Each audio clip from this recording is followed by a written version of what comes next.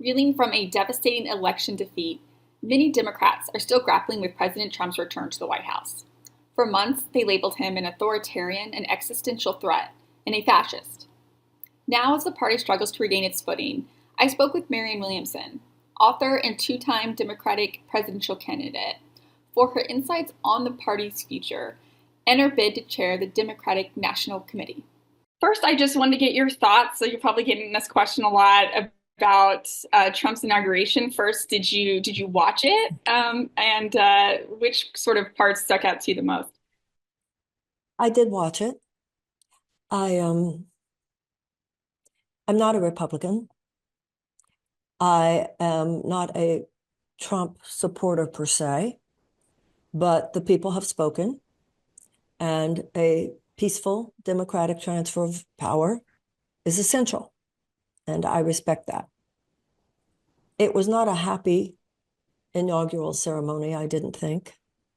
There was almost a strangeness in the air. And for those of us who are Democrats, I think many people have felt some anger at what we have felt was dereliction of political responsibility on the part of the Democratic establishment in ways that made this result possible. But that was then, and this is now. It wasn't the inauguration itself so much as the executive orders that came later in the day that solidified what in ways are my worst fears. I think many people feel that way. We expected that he was going to come on with a kind of shock and awe campaign, and he fulfilled those expectations. So I think that it is now incumbent on the rest of us, those who do not agree with his agenda, or at least most of it. Look, when he says things that we agree with, I think we should absolutely work with him. He is president of the United States. I respect that. But when his policy positions go against what we believe are democratic values, American values, or just human values, then I think it's incumbent upon us to stand up, show up, and where necessary in a political and appropriate way to push back. Yeah, you touched on him issuing a lot of executive orders, the one about pulling out of the WHO. What are some other executive orders that you sort of found alarming? Well, when he called an emergency at the border, for instance, there's a problem at the border, but certainly the emergency issue and closing the border because it's an emergency. Then talking about sending armed forces. Well, we have thousands of miles of border on the south and on the north. Where is he planning to send all of these military personnel? And I think the average American might not realize that there are places on our border with Mexico, for instance, where people go back and forth all the time. People live in one place, work in the other place. If you've ever been to El Paso and Juarez.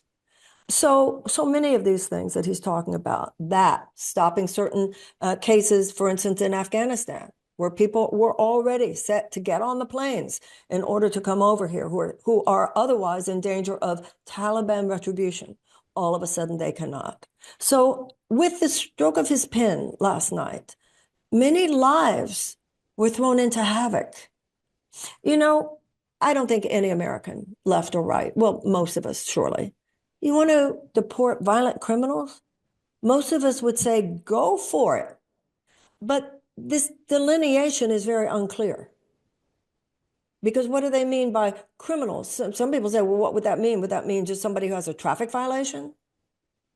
It's going to be very, very difficult to do all this without situations and circumstances that Americans are not used to. We're not used to seeing armed forces storming into American workplaces and grabbing people. I think that he has opened the possibility of genuinely terrifying situations. Now, even without those almost extreme specifics, let's look at something like drill, baby, drill. Most of us are aware. We had 34 natural disasters in this country last year. Each one of them cost this country billions and millions of dollars. In some cases, people lost their lives. This is not the moment to drill, baby, drill. This is the moment to ramp down fossil fuel extraction, not to ramp it up. This is the moment to invest more in green energy, not to withdraw our resources from that. And the president is contextualizing this drill, baby, drill as an answer to inflation. But the energy sector is a very small measurement, very small part of the measurement standards for what causes inflation. Inflation is caused by mainly what these high costs are caused by is corporate greed. But the president is not going to talk about corporate greed when some of the main beneficiaries of corporate greed were on the dais with him and underneath the rotunda yesterday. This techno-industrial oligarchy that's not just on the way, it's here. It's very disturbing to many of us because I believe in the words of the late Supreme Court Justice Louis Brandeis, who said you can have large amounts of concentrated wealth in the hands of a few, or you can have democracy. You cannot have both. I believe that the extent of power now being exerted by billionaires, who are 13 of them in the president's cabinet, by one billionaire, multi-billionaire, who already spent what do you spend, 270 million on the president's election, and has also said to anybody, he's put out the word. Musk had put out the word. He said, anybody who's not loyal to the president's agenda, expect to be primaried. And he has the money to make that happen. How could any American of goodwill, Republican or Democrat, not be deeply concerned? Yeah, I mean, obviously, as you touched on, a lot of these initiatives, Democrats, disagree with, but Republicans have sort of the majority in Congress. I guess what do you think that the best strategy is? Is it coexist or resist, or is there sort of a middle ground, with sort of the approach and moving forward? With your values, you must never compromise. With politics, however, politics is the art of compromise. So in terms of congressional behavior, I think we work with the president where we can. I mean, what matters here is the well-being of the American people. So if I were a Democratic legislator, for instance, absolutely. If the president is doing something that we can work with and negotiate and come up with a good deal for the American people, then of course we want to try to do that. In general, however, we have to deal, as Democrats, we have to deal with the fact that the brand itself has been so soured. And I believe that it has been so soured because we have strayed from our more traditional democratic values of unequivocal advocacy for the working people of the United States. Roosevelt's coattails have worn out. We have a younger generation who doesn't, in their own institutional memory, have an experience of the Democrats having done that much more for them than the Republicans did. They are seeing an environmental crisis. They are seeing economic crises that in my generation, when I was growing up, when I was their age, we didn't have to face. So the anger is palpable and the despair is palpable. And the Democratic Party has not, both in messaging, in attitude, or in policy, adequately addressed the economic anxiety and social anxiety of the majority of the American people. If we did, we'd have universal health care by now. We're the only advanced nation that doesn't have it. Meanwhile, 1 in 4 Americans live with medical debt. Over half of our bankruptcies are medical bankruptcies. 70 to 90 million Americans are underinsured or uninsured. 18 million Americans cannot afford their prescription drugs. People are selling their blood plasma in order to make it. 700,000 people are homeless. I think the Democrats have vastly underestimated the level of pain that's out there. And even worse than that, even worse than the fact that they haven't addressed it on the level of policy, they haven't even addressed it on the level of conversation. I think it was very off-putting to many people in the United States when the messaging was a politics of joy. That single mother working at Walmart, struggling to feed her children, is not feeling very joyful today. People want to feel that their pain is understood, that they are seen, that they are heard.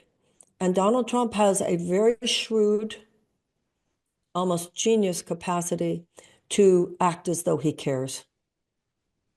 And every once in a while to do things with such audacity, we have to match his level of audacity. He went to Detroit and he said to automobile executives, if you continue to move your factories to Mexico, I'm going to put a 25%, I think he might have even said 35% tariff on you. That kind of ballsy behavior on behalf of the working people of the United States, that was supposed to be us. We used to be the hip, cool, free-thinking people acting with audacity. And so when you say, what do the Democrats do now? We have to be as audacious about our view as he is about his. We need to have the audacity to say, within 5 years, every American is going to have health care. Within 5 years, every American is going to have a roof over their head. Within 5 years, every American will have easy access to higher education and tech school. Within 5 years, you will see very, very fundamentally improved climate change, a climate situation and repair of the earth. To enroll people in that vision, that's what we're going to have 5 years from now. And we're going to reverse engineer from there. And you enroll people in that vision and you make people understand, not that they would doubt it on any of the things that I just mentioned, but on every policy, for people to understand the relevance, the practical relevance of this to their lives. Then you won't have to go out and get voters. They'll be asking where they can register. The point of politics, the point of government is to improve people's lives. And the Democrats have gotten in the habit, in too many cases, of just showing up for people during election season, asking for money and asking for votes, and then going back into wood-paneled rooms and just assuming that you think we're doing the right thing. And in many cases, I think people were trying to do the right thing. But that's an arrogant, entitled way of coming across to people. So in the race for DNC chair, it's all about knowing that we have to be out there 365 days a year. We have to completely let go of the concept of election season. Every day of the year is an election season. We have to be constantly weaving our story, telling our tale, and telling people what we're doing. You know, the Republicans don't walk their talk, but the Democrats sometimes don't talk our walk. We don't brag about it ourselves enough. It's like when President Biden made the point how dumb I was. He said, I arranged for that money. Trump signed the check. And I came around, I didn't sign the check because he's this institutionalist. No, those days have got to be over. President Trump has initiated an era of political theater. It's a performance art at this point.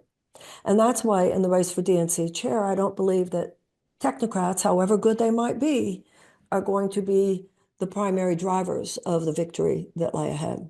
Obviously, there's a lot of reasons it seems like Democrats lost, but to you was sort of the party struggle to tap into economic concerns in the working class. Do you see that as sort of the main reason why the party lost, or what is a way for this, the party to kind of recenter or recalibrate? The main reason the party lost was that somebody up there, decided that we just wouldn't have a primary. A primary is where you work it out. The Republicans had a primary. They had debates. They had CNN town halls. So for a year and a half, they were having this robust conversation. Everybody was looking at them. We had a situation where someone declared in a very undemocratic way. They thought that the risk of Trump was such a great threat to our democracy that they had to respond by suppressing democracy. Well, that's not democratic. We're the Democratic Party. So for a year and a half, any conversation that was not towing the line with the preset agenda of the Biden administration was suppressed, was de-amplified. And not only myself, Dean Phillips, Robert Kennedy, like, we don't need you guys. We don't want you guys. We're going with Biden. Well, that's supposed to be the voters' decision. And I think that would have only improved the president's performance if, in fact, it was to be the president. But the Democratic electorate should have been exposed to all of the options. And yes, I can tell you in my case, they absolutely would have heard an agenda far more uh, uh, emphatic about our need to address the needs of the working people of the United States. This is not just about talking about kitchen table issues. This is also about understanding how many people can't afford the kitchen table. 70% of Americans say that they live with chronic economic anxiety. Over 62% of Americans live paycheck to paycheck. Over 1 million people are rationing their insulin. This is not a time to be self-congratulatory. So I think that the unwillingness of those in the very top perch, with such an attitude of arrogance and elitism, such an unwillingness to allow other voices to even get in there, more than anything else, produce the results that we got. I will just point out that, usually it's like kind of part of that, didn't that have to do with like tradition in the sense that an incumbent president usually who's running again challenged. And so do you think sort of, obviously that played a role and then Biden dropping out and then Harris sort of immediately becoming sort of the front runner. So there was a lot of like factors at play there, but it seems like Democrats are still playing by rule book that doesn't really exist anymore. Not only that, part of what you just named was just propaganda to begin with. We don't primary a sitting president. Says who? Eugene McCarthy and Robert Kennedy Sr. primaried Lyndon Johnson, who was an incumbent president. Nobody thought that was weird. We all thought that was democracy. And now some people say, yeah, but then we lost. Well, we lost because Robert Kennedy Sr. was assassinated. I don't think we would have lost otherwise. So this idea that we don't primary, no one primaried Clinton because Clinton was successful. I don't think anybody tried to primary. Nobody primaried Barack Obama because he was successful. Nobody primaried Biden, not because he was so successful, because if you looked at the polls, we knew very, very early we were going to have a problem here. His own pollsters were saying that. The reason he was not primaried was not because he was so successful. It was not because you just don't do that, because like I said, that's just a concocted narrative, but because people were intimidated. I'm not of that system. So I just went on and ran anyway. But the people who might otherwise, the people who are the big names, such as Newsom, such as Whitmer, such as Pritzker, and so forth, Shapiro, whatever, the word had come down. We are not going to be doing that. And so this should not, the idea that a political party has so much power, this is exactly what George Washington warned us against. He said the political parties could become factions of men more concerned about their party than about their country. Thomas Jefferson said, the only safe repository for power in the United States is in the hands of the people. The appropriate and traditional role of the party is to stand back and let the people decide. They put their hands on the scale in 2016 for Hillary. How did that do? This has got to stop. Now, some people say, well, Marianne, if you have such criticism of the Democratic Party, why would you run for the DNC? Well, first of all, I've been a Democrat all my life. Number two, we don't have time for the Democratic Party to fail. You mentioned in your open letter to the committee that of like an emotional force of Trump's appeal and sort of your commitment to quote create the energy to counter it.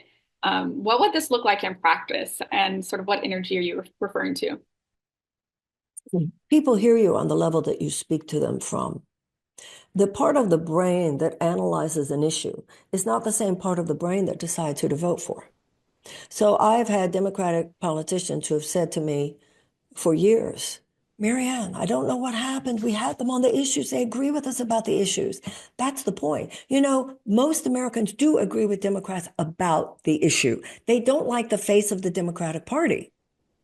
So today, human relationships are the goal, are the gold, excuse me. And so how would we do that? We do that by not only setting up our own communications channel, not only by making sure we go everywhere. I'd be willing to talk to anyone everywhere to tell our story from a place that, given my 40-year career, I understand and know about. The only way that we are going to overcome the talent, and it is a dark talent that Trump has to reach into the psyche and harness the power of fear is to reach into the heart and to harness the power of love. And people who are clergy, people who are counselors, people who are spiritual practitioners, that's our field. And that transforms lives. Today, you cannot separate culture from politics. You can't separate psychology and emotion from politics. And it's very old-fashioned 20th century stuff to think that you can. Yeah, I mean, I sort of your perspective. Obviously, you have a long career, a lot of experience. But obviously, your candidacy for the DNC chair has, been deemed a quote long shot bid, or some within the party are dismissing it entirely. I guess, like, what is sort of your pushback to that, and what do you hope to sort of offer? I mean, it seems like you're giving sort of more of an outsider's perspective, from the outside versus the inside. So those insiders, what are they so proud of? We have failed completely. We lost the House, we lost the Senate, we lost the White House. Not only have we lost state house after state house after state house, but in many of those cases, the Republicans have actually become supermajorities. Now, what the establishment does is it creates narratives and long shot candidate, self-help author. These are purposeful techniques with which to demean or mock a person, and in this case, my candidacy. So these people who are saying they're long shot, the best thing that could happen for the Democratic Party today is for those who would call me a long shot to become the former main voices. They should become the long shots. The risk for the Democratic Party today lies in not changing. And yet there is an entire establishment that is built on the notion that we need to just continue doing what we're doing, but do it better. They're actually telling themselves things like, well, we didn't lose by that much. No, actually, we did. So the idea that, first of all, it's interesting. If you talk to anyone who does transformation in terms of big companies, consulting, they go in and they decide, how bad is it?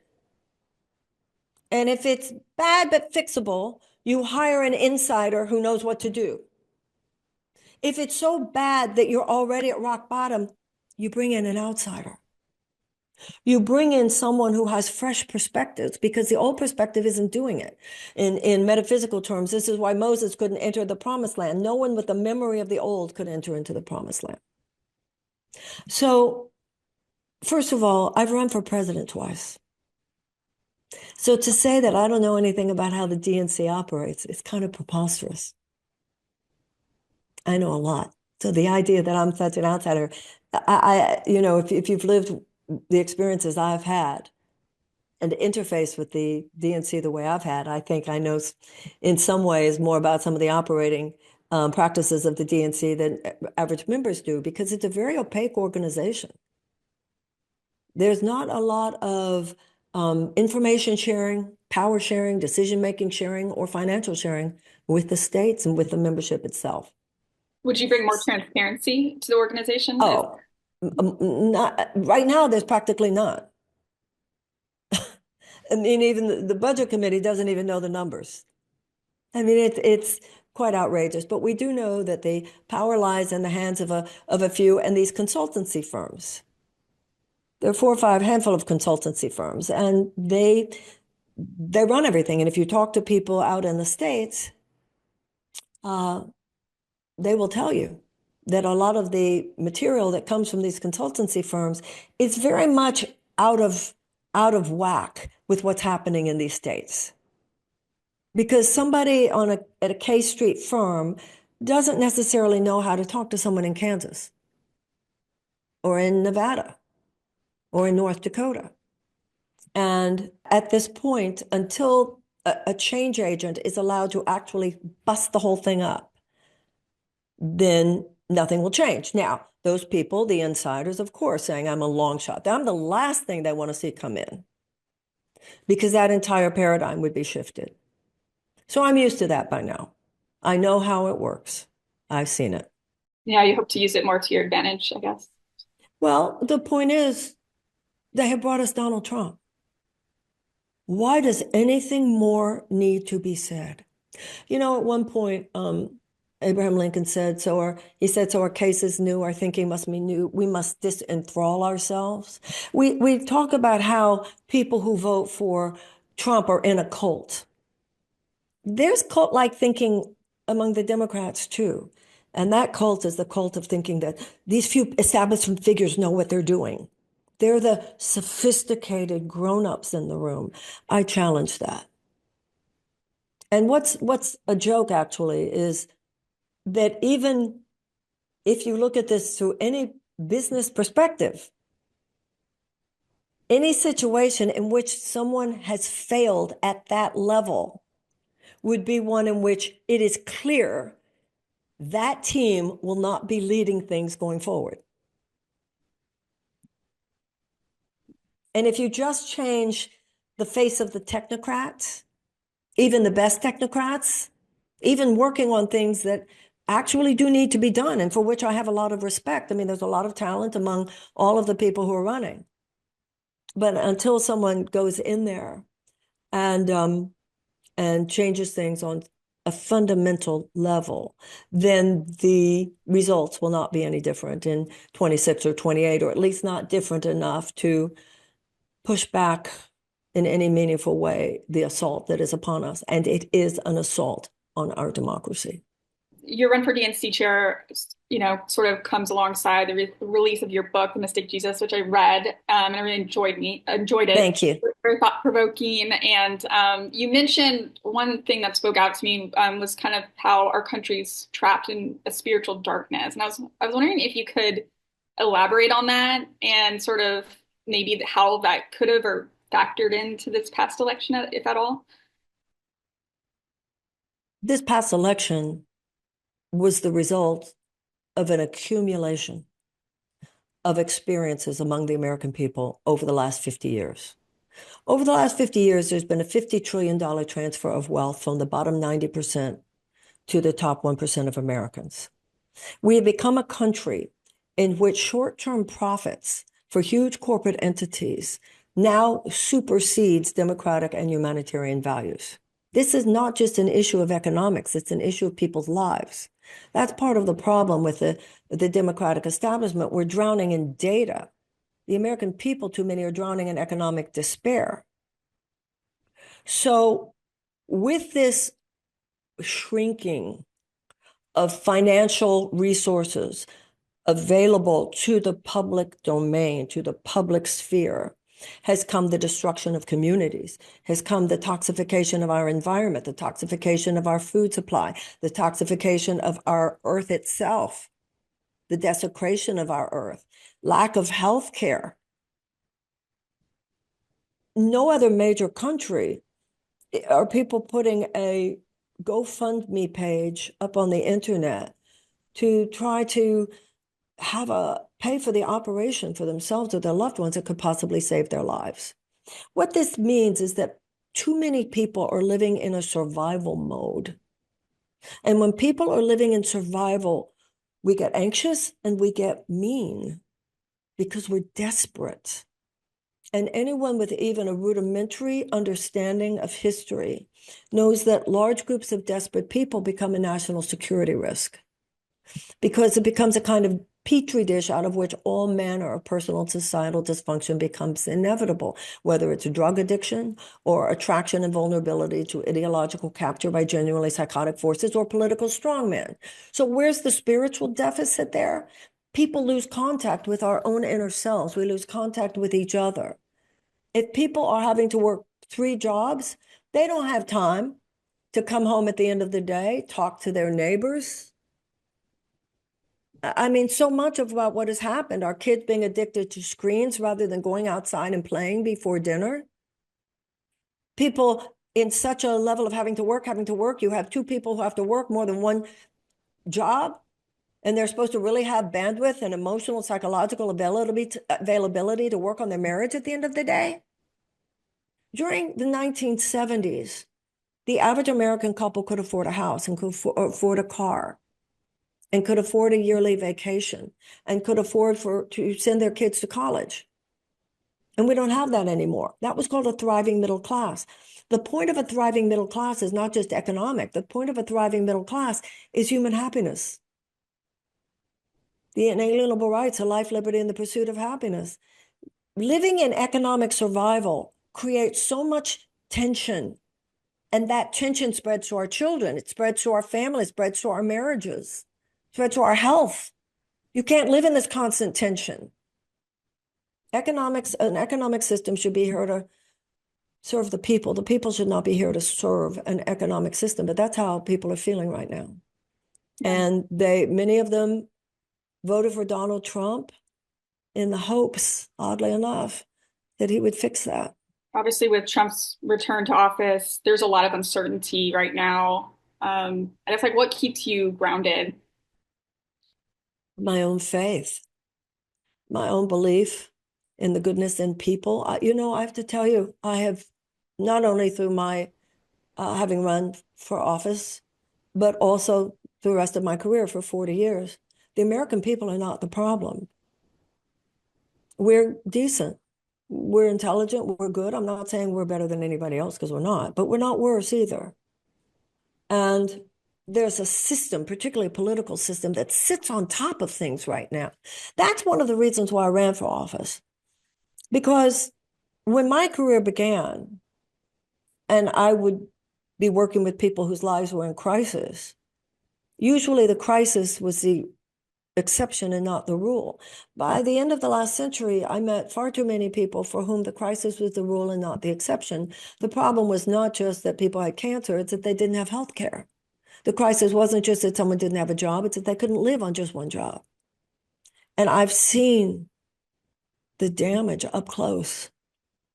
Up close. That's been what I've done for 40 years. That's what makes me qualified. So that system says, well, she's not qualified. But their idea of qualified is qualified to perpetuate the system as it is, a system which the American people have rejected by now.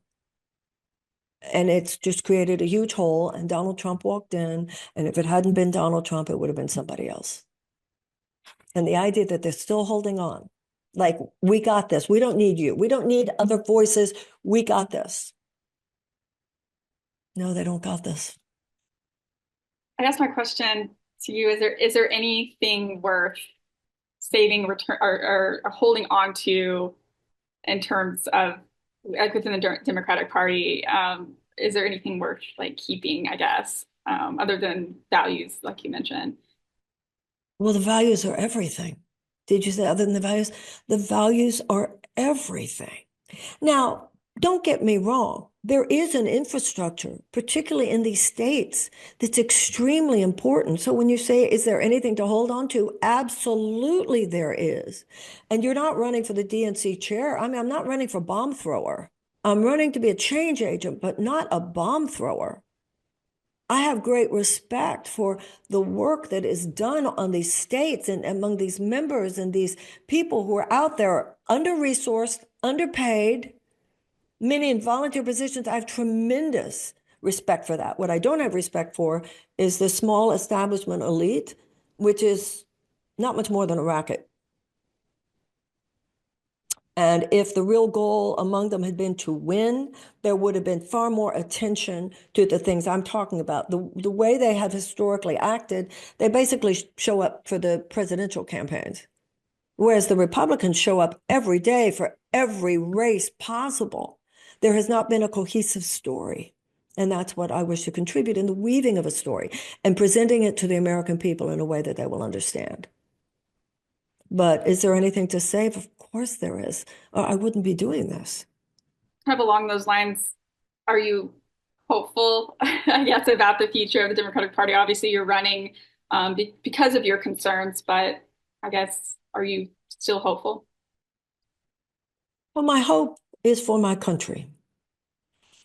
I know that there are members who, in their hearts, No, something's got to change fundamentally.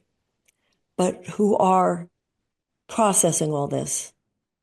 Because the institutional resistance to the kinds of fundamental changes that are necessary is very strong. I saw it in my campaign for the presidency, so I'm not surprised by it. And I see how the narratives work and how it works on people's minds. Democrats used to be the free thinkers, we used to be just tied to critical thought. So I think there's a real kind of a warning to people. You can't, we can't deviate from the playbook. Well, I am saying throw out that playbook. Um, Once again, you retain what works. And a lot works. Kamala Harris did win 75 million votes. I mean, it's not like there aren't Democrats out there. I just feel that Donald Trump, I read an interview with Jared Kushner, I think it was in Rolling Stone after the 2016 election. And he said that he was in a McDonald's with his father-in-law. And he said, there are a lot of angry people out there, and we could harness all that and make you president. The way I look at it is there's so many loving, wonderful people out there. We could harness all that and change the world. And the Democratic Party should be a container for those deepest yearnings that people have. So that people could feel if I participate with the Democrats, I could help bring forth a wave of massive improvement in people's lives. That's what the Democratic Party needs to be. And that's what I believe I could help make happen. So the love outweighs the hate or the fear. Pardon? So the love you're mentioning, sort of outweighs this sort of collective fear.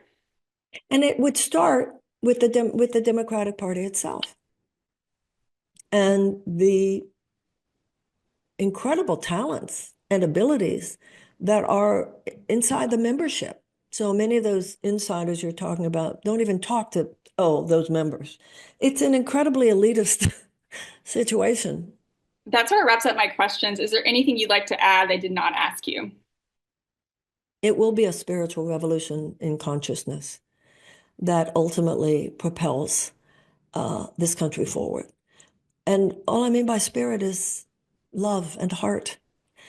I heard Dr. James Doty saying he's a neurosurgeon at Stanford. And I heard him say that scientists now realize, neuroscientists now recognize, that there is a bridge of sorts between the brain and the heart that they did not previously understand. And that partnership between brain and heart is the intelligence center of the body. They used to think the brain was the intelligence center. Now they realize both brain and heart are the intelligence center of the body. I think that the partnership between brain and heart is also the intelligence center of civilization.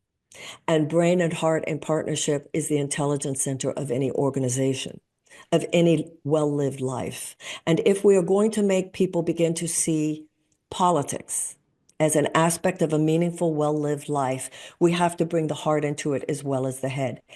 That's what Donald Trump has accomplished in that people feel that by being part of MAGA, they're part of something bigger than themselves. And we can create that, should create that. And when we're aligned with our own values, we'll create that among Democrats as well. And that's how everything will recalibrate and Democrats will be victorious at the voting box and in every other way.